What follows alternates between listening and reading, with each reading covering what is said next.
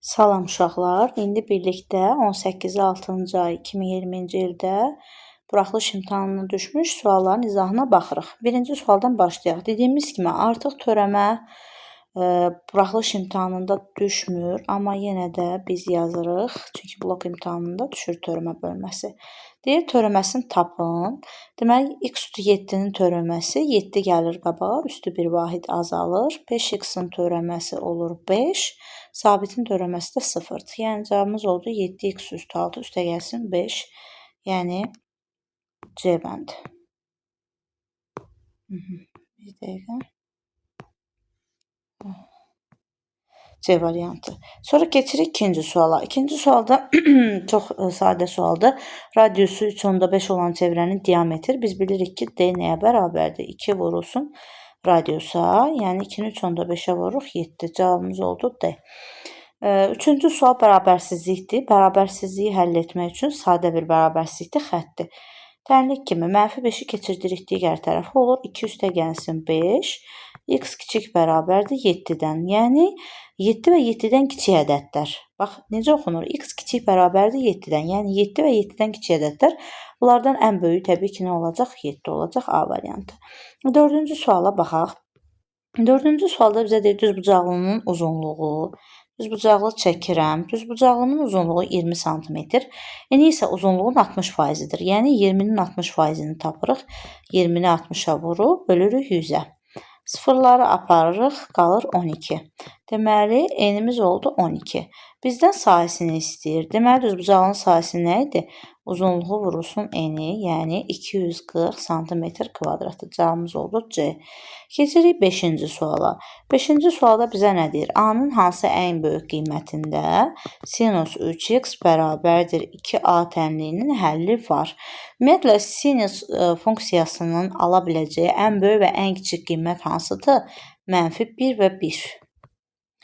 -1, 1 aralığında qiymətlər alır. -1-i də alır, 1-i də alır. Yəni, deməli, bizdə sinus x-in yerinə nə qoyacaq? Bir dəfə -1 qoyacaq, bir dəfə də 1 qoyacaq ki, görək A-nın hansı ən böyük qiymətində. Ən böyük qiymətində deyirsə, müsbəti götürsək daha düz olar. 2A bərabərdir 1-ə, A da bərabərdir 2-də 1-ə. Yəni, mən burada A-nın yerinə uşaqlar 2-də 1 qoysam, 2-ni 2-də 1-ə vuranda nə edir? 1 edir də. Yəni, sinus funksiyası ən böyük qiymətini almış olur. Cavab oldu 2-də 1, yəni 0,5 Y bəndi. 6-cı sualın izahına baxırıq. 6-cı sualda bizə kvadratik funksiya verib. 4x kvadratı üstə gəlsin 2a kvadratı çıxılsın 12a üstə gəlsin 18 bölü x çıx 19 bərabərdir 0 tənliyinin kökləri cəmi. Mən kökləri cəmi sözünü görürəmsə, deməli bu Viet teoremi olmalıdır. Və Viet teoremində tənliyim çevrilmiş kvadrat tənliyi olmalıdır. Yəni A-sı 1. Amma mənim A-m 4-dür. Ona görə də bu misalın hər tərəfini 4-ə bölürük. Yəni bu formada 4-ə bölürük. 4, 4 oldu, bura getdi. Bu da yəni qalacaq nə? İstəsək bu formada da elə köçürə bilərik uşaqlar. 2a kvadratı hələ ki belə bölməyək. Ya da bölək gəlin. Bölək də 4-ə. 4-ə bölürük. Eləyir 0,5a kvadratı çıxılsın 3a üstə gəlsin 6. Vur x. Üstə gəl 19 bölünsün 4. İndi gedirəm cümləmə qayıdıram. Deyir, kökləri cəmini sıfıra çevirən. Kökləri cəmi nə edib? X-in qarşısındakı əmsal. Sıfıra çevirən, yəni x-in qarşısındakı əmsalı nəyə bərabər edirəm? Sıfıra. Aha, sıfıra bərabər elədim. Kökləri cəmini sıfıra çevirən A-nın mümkün qiymətləri cəmini. Yəni, indi mən təzədən A1 üstə gəl A2-ni tapmalıyam. A-nın mümkün qiymətləri cəmi nə deməkdir? A1 üstə gəl A2. Düzdürmü? Yəni, yenə mənim bu tənliyim çevrilmiş kvadrat tənliyi olmalıdır. Amma gördüyünüz kimi 0,5 işi körlüyür. Ona görə hər tərəfi 0,5-ə bölürük yenə. Alırıq nə? A kvadratı çıxılsın 6a üstə gəlsin 12. Bərabərdir 0. Düzdürmü? Və bizim köklərimizin cəmi nəyə bərabər olmalıdır? Təbii ki, 12-yə. Cavab oldu A. Aha. Düzdür. Baxırıq sonra 7-ci suala. 7-ci sualı burada göstərəcəm şəklin üzərində uşaqlar. İfadələrdən hansı ştrixlənmiş hissəni müəyyən edir? Gəlin bax birinci bu ştrixlənmiş hissəni bax. Bu həm A-ya aiddir, həm də B-yə aiddir də, düzdür? Deməli bu nə deməkdir? A ilə B-nin kəsişməsi. Digər ştrixlənmiş hissəyə baxırıq. Bu həm B-yə, həm C-yə aiddir. Ona görə nə yazacağam? B ilə C-nin kəsişməsi. Sonda aldığım cavabları birləşdirməliyəm. Çünki 2 dənə əlimdə cavab var. Onların ikisini də götürməliyəm də, təbii ki. 2 dənə rəngli hissə görürsən axı. Ona görə olacaq cavabımız A ilə B-nin kəsişməsi, birləşmə, B ilə C-nin kəsişməsi. Yəni cavabımız oldu D variantı. Keçirik, bu 7 idi, 8-ci suala. 8-ci sual loqaritma sualıdır. Buradan izahını yazacağım. LG uşaqlar, normalda log görürsünüz, değil mi? LG o deməkdir ki, əgər mənim indeksim 10-dursa, onu bu formada yazırlar. LGX, yəni işarələməsi var. Əsası 10 olanlar bu formada yazılır. Köçürək. LG1 çıxılsın, LG3 çıxılsın, LGX bərabərdir 0-a. Loqaritmanın cavabı nə vaxt 0 olur? O xassəni yazaq. Loqaritmanın cavabı təbii ki, qarşısındakı ədəd 0 olduqda. Yəni, loqaritma A əsasdan birin cavabı 0-dır. Yəni, deməli, mənim bu qarşımdakı ədədim nəyə bərabər olmalıdır? 1-ə. Bu da necə sual verir? Bizə deyir ki, A üstü neçə 1-i verir, A üstü 0 1-i verir də, düzdürmü? Ona görə bu qarşılıq bütün loqaritmalarda, məsələn, loqaritma 5-dən 1 cavabı 0 olacaq. Loqaritma 0-10-da 2-dən 1 cavabı yenə nə bərabər olacaq? 0-a bərabər olacaq. Deməli, loqaritmanın qarşısındakı ifadəyə 0-a bərabər eləməliyəm. Köçürdürəm. 1 çıxılsın LG, 3 çıxılsın LGX bərabərdir 0-a. 0 deyirəm 1-ə. Aha, dedik ki, 1-ə bərabər olmalıdır, düzdürmü? 1-ə. Tamam. 1-dən nə çıxsaq 1 eləyər? 0. Deməli, bu ifadəni nəyə bərabər eləyəcəm? 0-a.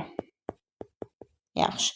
Bunda necə həll edirik? Loqaritmanın açılışıdır. İndi mən bunun indeksini yazıram. LG nə deməkdir? Loqaritma 10 əsasdan belə açıb yaza bilərsiniz. Deməkdir də, düzdür uşaqlar. Aha, bunda loqaritmanın ümumiyyətlə açılış qaydası bu formada gedir. Yəni, mən buradan B-ni tapmaq istəyirəmsə, yazıram B bərabərdir A üstü X, A-nın üstündə X.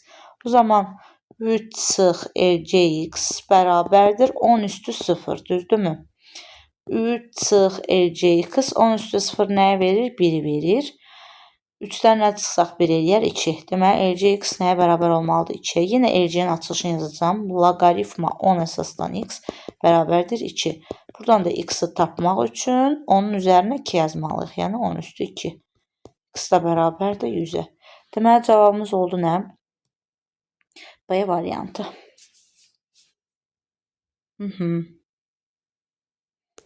Keçirik 9-cu suala. 9-cu sualda təbii ki, görürsünüz. Açıq bucaq nədir? Cəmi 180 dərəcə. Ona görə buradakı bucaqları toplayacağım. 2x üstəgəl 3x üstəgəl 2x üstəgəl 40, düzdürmü? Dəqiqə. Aha, üstəgəl 40 bərabərdir nəyə? 180-ə. Tamam. Deməli, 2x, 3x, 5x, 5x-in üstünə 2x, 7x. 7x bərabərdir 180-dən 40 çıxdıq 140. 140-ı da 7-yə böləndə 20. X cavabımız deməli 20 oldu. 20. Y variantı. Keçirik 16-cı suala. 16-cı sualın həllini yazaq. Bizdən nə istəyir 16-da? Deyir ki, x və y qarşılıqlı sadə ədədlərdir. Yəni, bu deməkdir ki, qarşılıqlı sadə ədədlərdirsə, ortaq bölənləri yalnız nədir? 1-dir. Düzdür. Yəni, bu ədədlərin ortaq bölənləri nəyə bərabər olmalıdır? 1-ə bərabər olmalıdır. Tamam. Yazıram. X bölü y bərabərdir 0,3 dövrdə 6. O zaman buranın açılışını yazacağım. X bölü y bərabərdir 90-da. 90-ı haradan aldıq? Mötərizədəki rəqəmlərin sayı qədər 9. Vergüllə mötərizəyə qədər rəqəmlərin sayı qədər 0 yazılır. Surətdə də 36 çıx 3. X bölü y bərabərdir 90-da. 36-dan 3 çıxdıq 33. Normalda x bölü y 90-da 33 götürə bilməyəcək. Niyə? Çünki bizə deyir x-dən y qarşılıqlı sadədir. Ona görə bunları ixtisar aparmalıyıq. 3'ə böldüm 11, bunu da 3'ə böldüm 30. Aldım ki, x bölü y bərabərdir 30-da 11. İndi baxıram ki, x 11, y 30 ola bilərmi? Bəli, çünki 11 ilə 30 qarşılıqlı sadə ədədlərdir. Deməli, x 11 götürürəm, y da 30. Bir də deyirəm, niyə 90-dan 33 götürmədim? Çünki 90-dan 33 qarşılıqlı sadə ədədlər deyil. Çünki onların ortaq böləni birdən başqa 3-dür həm də. Biz qarşılıqlı sadə ədədlər nə dedik? Ortaq böləni yalnız 1 olan ədədlər. Düzdürmü? Buna görə ixtisar apardıq. Bizdən də bunların uşaqları cəmini istəyir. 11 ilə 30-u toplayırıq. Cavabımız eləyir 41.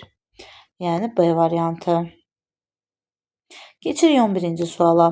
11-ci sualda kubun tam səthinin sahəsi. Uşaqlar, kubun tam səthinin sahə düsturu 6a kvadratıdır. Bərabərdir 24-ə. A kvadratda bərabərdir 24-ü bölüyü 6-ya 4. A da bərabərdir 2. Müsbət mənfi 2 yazmayacağım. Təbii ki, çünki bu tildir, tərəfdir. Mənfi ola bilməz. Tilimiz də nə oldu? 2 sm, yəni A bəndi. Keçirik 12-ci sualımıza. 12-ci sualda n ədədinin tərtibi 19-dur. N ədədinin tərtibi 19-sa, yəni n-i mən götürə bilərəm. Məsəl üçün 1 vur 10 üstü 19-dur. Bu ədədin tərtibi 19-dur. Düzdürmü? Deyir n vurulsun 10 üstü mənfi 4-ün tərtibi. Yəni 1 vur 10 üstü 19 vur 10 üstü mənfi 4-ün tərtibi. Toplayacağım. Üstləri olacaq 10 üstü 15. Deməli, bu misalın tərtibi də 15-dir. Yəni cavabım oldu Y variantı. Keçirəm 13-cü sualıma. 13-cü sualda deyir konusun doğranı. Konus çəkirik. Uşaqlar, konusun doğranı bu deməkdir. Bax, doğuram. Doğuram. Konusun doğranı oturacaq ilə. Oturacaq da budur. Bax, bura diametr. Oturacaqla 60 dərəcə əməl. Nə gözəl, nə gözəl. Onda 60-sa bu da 60-dır. Çünki doğuranlar bərabərdir həmişə. 60-60, burada qalır 60. Deməli, konusun ox kəsiyi, konusun ox kəsiyi bu anlayışdır. Baxın bu. Üçbucaq. Bərabər tərəfi üçbucaq oldu. Düzdür. Yaxşı, indi məsələmizi həll edə bilərik. Deməli, burada sizə onu başa salmaq üçün yazmışdım. Bunu sileyim. Bizə deyir, doğran 18-dir. Onda bu da 18-dir, bu da 18-dir, bu da 18-dir. Səbəbini bildiniz niyə? Bərabər tərəfi üçbucaq oldu. O zaman bizim radiusumuz nəyə bərabər olacaq? 9-a da. Çünki bura 18-dirsə, radius nəyə bərabər olur? 9-a. L. Doğranı L ilə işarə edirlər. L də 18-dir. Konusun bizdən həzmini istəyir V. V bərabərdir 3-də 1. S oturacaq, vurulsun H. Həmən burada H-ımı da tapmalıyam. İndi bu formada tapaq da. 60 dərəcədir. Mən buradan hündürlüyü çəkdim. Üçbucağın xassələrdir. Deməli, bura zaten 18 idi. Bura 9 idi. H-ım da olacaq 9 kökətdə 3. 60-ın qabağı olduğuna görə. S oturacaq. Oturacağım da uşaqlar hansı fiqurdur? Çevrədir. İndi onun sahəsini açacağım. 3-də 1 pi r kvadratı, dairədir daha doğrusu. Pi r kvadratı vur h. H-ımız da 9 kökətdə 3 idi. Yerinə qoyaq. 3-də 1 pi. R-in də yerinə qoyuruq. R-nə tapmışdıq. 9-un kvadratı vur 9 kökətdə 3. Bu 9 ilə bu çıxsar aparıram. 3 kökətdə 3 qalar. 9-un kvadratı da 81. 81-i də 3'ə vururuq, alırıq 243 kökətdə 3 pi. Yəni cavabımız oldu B variantı. 13-cü sualda. 14-ə baxacağım indi. Deyir ki, düzbucaqlı üçbucağın katetlərindən biri 4 sm, o biri katetin hipotenuz üzərində proyeksiyası. Yaxşı. Düzbucaqlı üçbucağın katetlərindən biri 4 sm, o biri katetin... Bir dəqiqə zariyatmaya qoşum.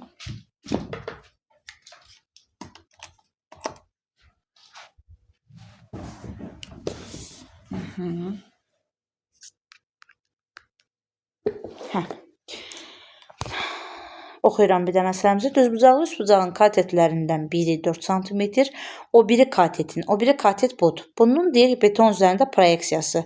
Həm də proyeksiyasını almaq üçün demişdik ki, hipotenuza hündürlük çəkməlisiniz. Bax, bu katetin hipotenuz üzərində proyeksiyası buradır. Deyir, bura 1,8-dir. Düzbucaqlı üçbucağın sahəsini tapın. Düzbucaqlı üçbucağın sahəsini biz təbii ki, katetlərin hasilini yarıya bölə bilərik və yaxud hipotenuzu hündürlüyə vurub 2-yə bölə bilərik. İndi gəlin görək, biz burada nədən istifadə edib tapa bilərik. Baxaq. Deməli bizdə bir dənə 4 var, düzdürmü? Mən proyeksiya düsturundan istifadə edəcəm. Bura yazacağam x. Bilirik ki 4-ün kvadratı bərabərdir x vurulsun x üstəgəl 1/8. Yəni katetin kvadratı bərabərdir proyeksiyası vurulsun hipotenuz. Hipotenuza topladım. Mən bunu həll eləyəcəm. Baxaq, 16 bərabərdir x vurulsun x üstəgəlsin 1/8. Baxaq görək hansı bir rəqəmi qoysaq alırıq mı biz burada? Olmazsa məcbur nə edəcəyik? Açacaq təbii ki. Məcbur açmalıyıq. Məsələn 3/2 vur 3/2 vur 5. X-in yerinə 3/2 qoysam 3/2 vur 3/2-nin üstünə 1/5 versəm 5 edir. 3/2-ni də 5-ə vuranda 16 edir. Ödədi. Deməli burada x 3/2-dir. Siz tapmasız təbii ki açıb diskriminant və yaxud da V-dən həll eləməliyik. X 3/2 oldu. X-i tapdım 3/2. Deməli bura 3/2-dir. Əla. Artıq məsələm hazırdır. 4-dür. Onda hipotenuzum 5-dir də. 3/2-nin üzərinə gəlirəm nə? 1/8 5. 4 5 katetim 3 olacaq. Düzbucaqlı üçbucağın sahəsi katetlərinin hasilinin yarısına bərabərdir. Buradan tapdıq ki cavabımız burada oldu 6. Keçirəm 15-ci suala. 15-ci sualda loqaritma sualıdır. Keçən dərsimizdə də dedik ki, loqaritmanın əsasları eyni olduqda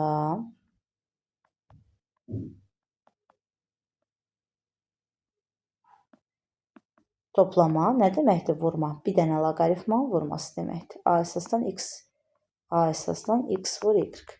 O zaman mən də burada yazacağam. Amma baxıram ki, hazırda eyni deyil də, amma onu düzəldə bilərəm. Gəlin buradan yazım daha yaxşı.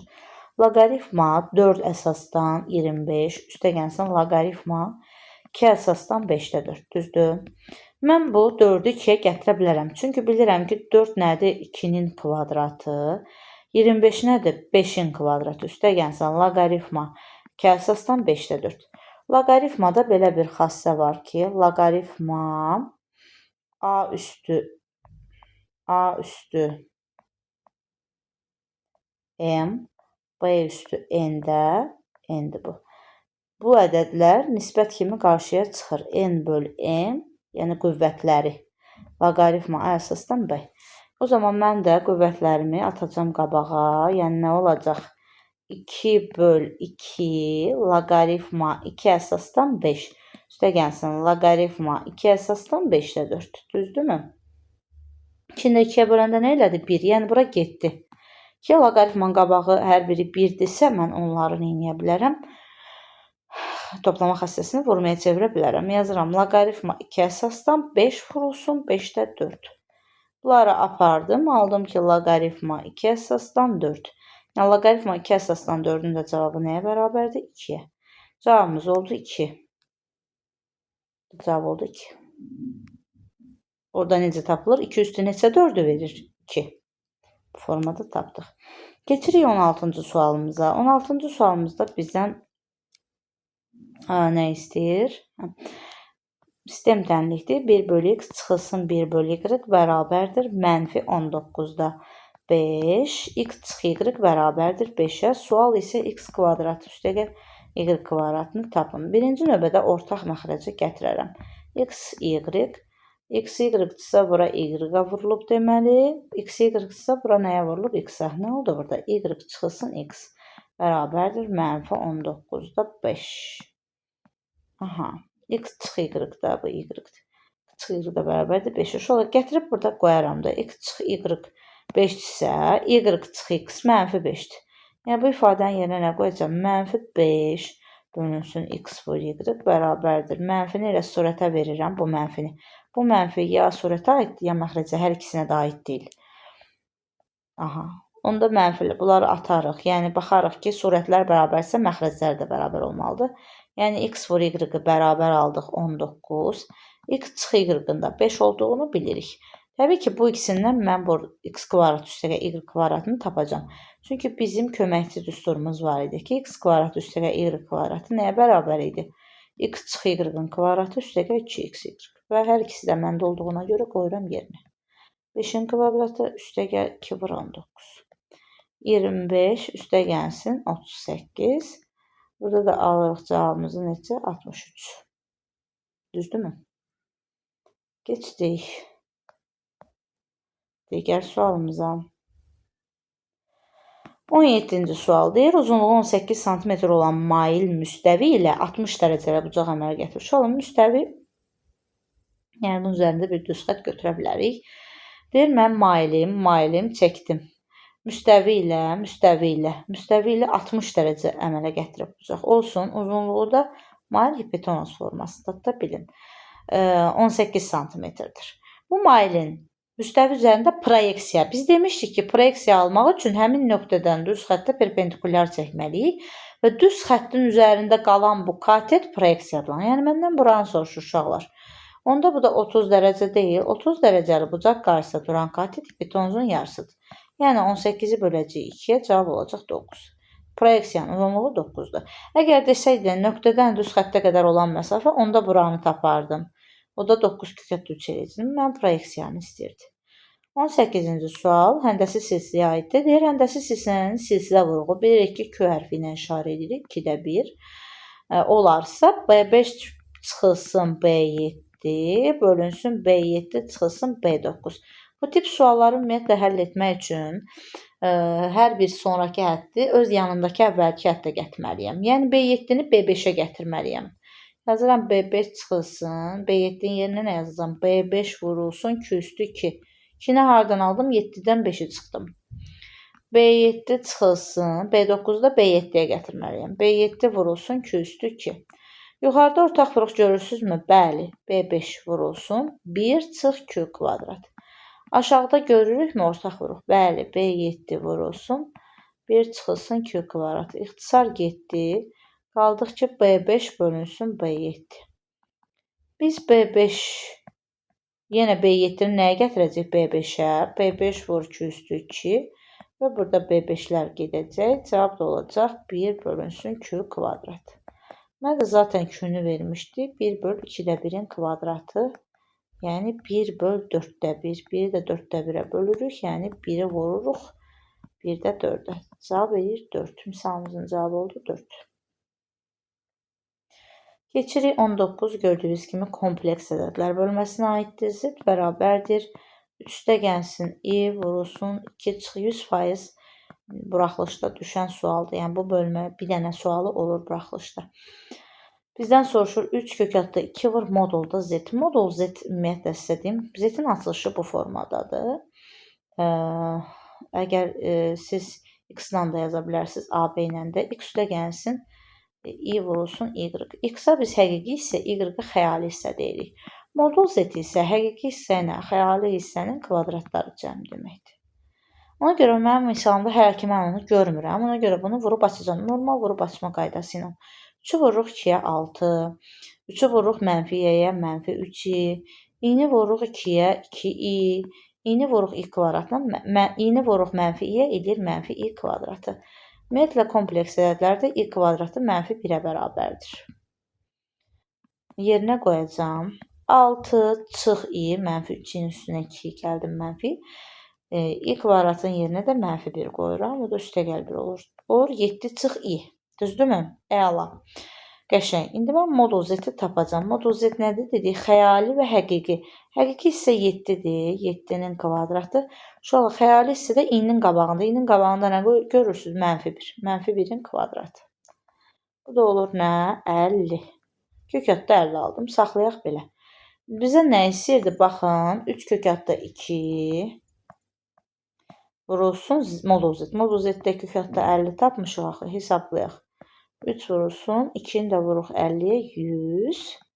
Bu da edir 3 vur 10. Yəni cavabımız 30. Cavab oldu 30.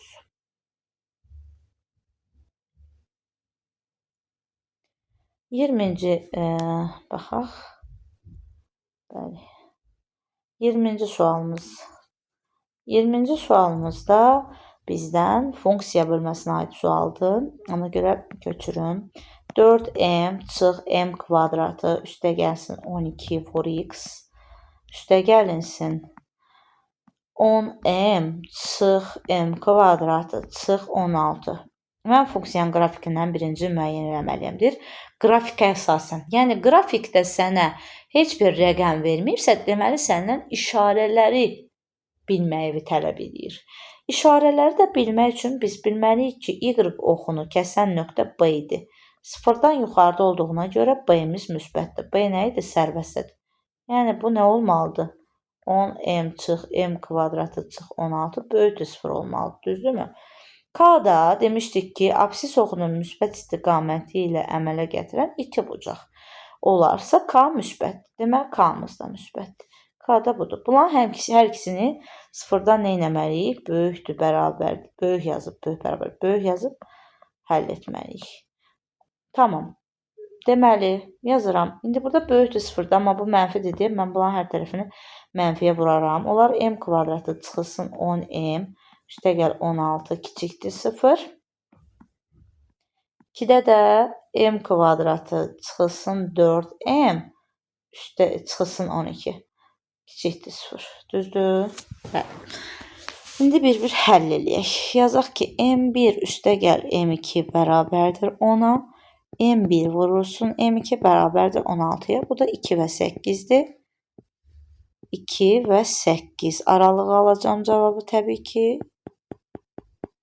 Çünki kiçikdir 0 da aralıqda. Düzdürmü?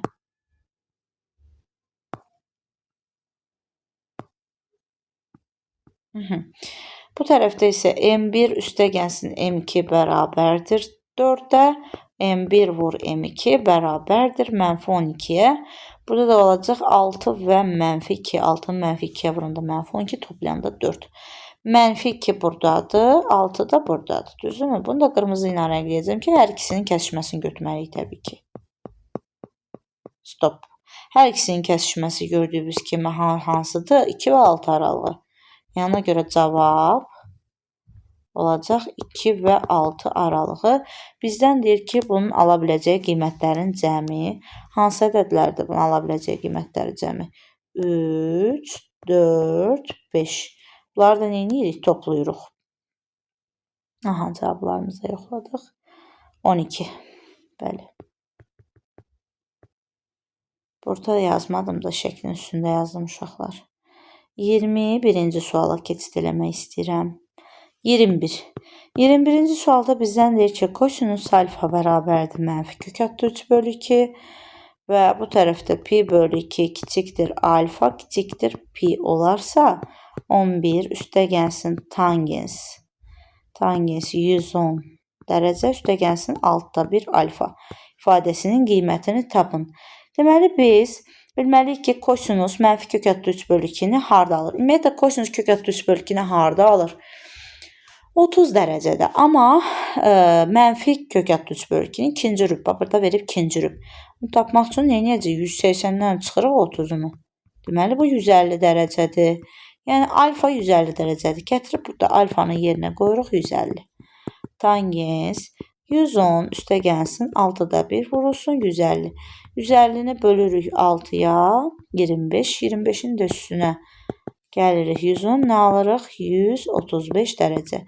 Tangens 135 dərəcəni də yaza bilərik. 180 çıxılsın 45 dərəcə. O da alınacaq. Tangens, mənfi tangens 45. Çünki ikinci rübdə tangens mənfidir. Tangens 45-də 1-dir. 11-dən də 1-i çıxırıq, cavab edir 10. Və bu misalımızın cavabı nədir? 10-a bərabərdir. Keçirik 22-ci sualımıza. Yaxınlaşdıraq sualımızı. Aha. 22. 22-ci sualda çevrə daxilinə çəkilmiş üçbucağın təpə nöqtəsinin koordinatlarını verib uşaqlar. Baxaq. A, x göynə olanlardır. 2, 8. B, 10, 2. C nöqtəsi isə nədir? Koordinat sistemində quracağım. 2, 2. Gəlin quraq koordinat sistemində.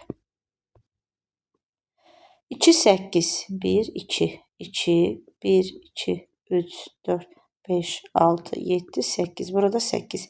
2, 8 nöqtəsi bu oldu A. 12 nöqtəsi. 3, 4, 5, 6, 7, 8, 9, 10. Bu 10'dur. 12. 2'dir. 12 nöqtəsi də buradır. 2, 2 nöqtəsi də uşaqlar buradır.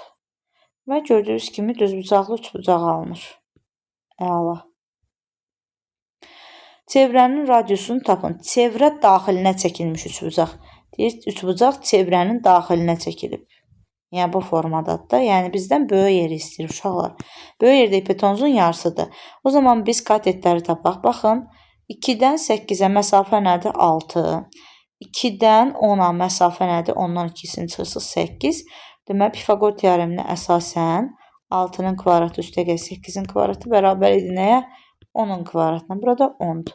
O zaman R də bərabər olacaq 10/2, yəni 5. Cavab da oldu burada 5. 23-cü suala baxıram. Deyir, qutuda 9 yaşıl və 6 qırmızı. 6 qırmızı daş var. Təsadüfən çıxarılan iki kürənin hər ikisinin qırmızı rəngdə olması hadisəsinin ehtimalını tapın. Tamam, deməli biz iki kürə çıxarırıq və birinci növbədə məxrəci yazıq. Maraqlı deyil o hansı rəngdir. Yəni ümumi halların sayını yazmalıyıq. 9-un üstünə 6 gəldim. 15 daşdan neçəsini çıxardıram? İkisini. Kombinizon 15-dən 2. Deyir, təsadüfən çıxaran iki kürəciyin hər ikisinin qırmızı. Və bu da olmalıdır. Kombinizon 6-dan 2 düzdür. Və bunu hesablayacaq. Deməli, kombinizon 15-dən 2-ni hesablayaq. Bu nə idi? Yadımızdadırsa 15 faktorial böl 2 faktorial vur 13 faktorial. 15 faktorialı 13 faktoriala gətirərəm. 2 faktorial 2 deməkdir. 14 də 2-yə bölərəm 7. Deməli, bizim olar məxrəcimiz 7 vurulsun 15. Kombinizon 6-dan da 2. 6 faktorial bölünsün 2 faktorial vur 4 faktorial. 6 faktorial 4 faktoriala gətirərəm. Vur 5 vur 6. 2 faktorial 2 deməkdir. 4 faktoriallar da gedər. Bunu da ixtisar apararıq. Deməli, surətimiz də olar 3 vur 15. 3 vur 5 daha doğrusu. Əla, bunları ixtisar apararıq o zaman.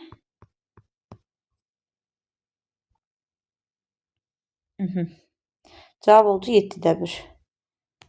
Ümid edirəm ki, bir hesab səhvi yoxdur, düzdür. 7-də 1-dir, bəli. 7-də 1. Keçirik 24-də. 24-cü sualımıza baxırıq. Euler-Venn diaqramı verib bizə. O diaqramı çəkək. Uşaqlar, biraz bir çəkdim. X çıx 3, x üstəgəl 1, x üstəgəl 8. Mənə deyir ki, A çoxluğu, yəqin ki, budur, düşməyib. A çoxluğu x kvadratı üstəgəl bx üstəgəl c-nin vuruqlarıdır. Hazırdır da. Deməli, bu x çıx 3 vur x plus 1 deməkdir. Düz deyil. Bunu vurub açıb tapacam əmsalları indi. Vurub açsam nə alıram? X kvadratı çıx 3x üstəgəl x eləyir mənfi 2x çıx 3. Artıq B və C-ni görürsünüz nədir? B nədir? X-in qabağındakı mənfi 2, C-də mənfi 3-dür. B isə deyir, B çoxluğu isə x kvadratı üstəgəl mx üstəgəl n. Yəni, x B nədir? B-də nədir? Hansı vuruqlardır? X plus 1 vur. Bax, vuruq deyir. Çoxunuz gedib toplayırsınız bəzən. Vuruq nə deməkdir? Bir-birinə vurmalısan. X kvadratı üstəgəlsin mx üstəgəl n bərabərdir x kvadratı üstəgəl x üstəgəl 8x eləyir 9x üstəgəlsin 8. Buradan da m-i görürəm nəyə bərabərdir? 9-a. N də nəyə bərabərdir? 8-ə. Biz bütün əmsalları tapdıq. Bizdən nə istəyir? B vur m üstəgəl c vur n. B vur m, yəni mənfi 2 vur m. M nədir? 9. C mənfi 3 vursun n 8. Düzdürmü? Mənfi 18 çıxılsın 24. Orada da eləyəcək mənfi 42. Deməli, baxırıq, bəli, mənfi 42. Keçdik 25-ci sualımıza. 25-ci sualımızda parallelogram verib. K, L, bu K'dır. K, L, P, T və bu da təm bölənlərdir. Aha, hələ. Kao tənbölən biz nə demişdik yadımıza sal. Paralleloqramda çəkilən tənbölənin ayırdığı üçbucaq bərabər yanlı olur həmişə. Tənböləndir. Yazmalıyam. Bura alfadır, bura alfadır. Onda Z hərfinə görə burada alfa olur. Bu bettadır, bura bettadır. Deməli burada betta olur. Düzdürmü? Yaxşı. Və burada bilirdiniz ki 90 dərəcə idi. Tamam, nə verib bizə? NO. NO 4-dür. Bax. Bu hissə 4-dür. Yaxşı, lap yaxşı. LO, LO. LO. LO buradır. LO nədir? 3K. OP. OP-də 2K-dır. Olsun. Yaxşı. Və məndən nə istəyir? Perimetri istəyir. Təbii ki, biz bilirik ki, baxın. Bax, bu tərəf bura bərabər olacaq. Çünki üçbucaq bərabər yanlıdır axı. Düz deyilmi? Burada bura bərabər olacaq. Yəni, məndə bura 2K-dır. Bu da 4-dür də. Onda bu hissə olmur. 2K üstəgəl 4. Onda burada 2K üstəgəl 4 yazaram da. Düz deyil, uşaqlar. Yəni, bura olar 2K üstəgəl 4. Onda bu da olacaq da 2K üstəgəl 4. Düz deyil. Bəli. Oldu. Bu da 2K üstəgəl 4. Yaxşı. Mən əslində birinci K-nı da tapıb həll eləyə bilərdim. Elə də eləmək olar. 2K üstəgəl 4-dürsə, demək bu 4-dürsə burada 2K qalır da, düz deyil. Baxın, bura 2K qalır. Çünki 2K üstəgəl 4 olmalıdır. Bura qalır 2K. Yəni, qıraqlar zaten bərabər olurdu. 2K, 2K, 4. O zaman buranı sənə 3K verməyib. Yazacağım ki, bir də baş şəklin üzərində göstərəm. Bura 4-dür. Bu 2K-dırsa, bu da 2K oldu. Səbəbi də odur ki, əslində biz bu tərəfi bura bərabər götürdük. Bərabər yanlı üçbucaqdır axı. Onda bu da 2K üstəgəl 4 olur. Deməli, burada 2K üstəgəl 4 olmalıdır.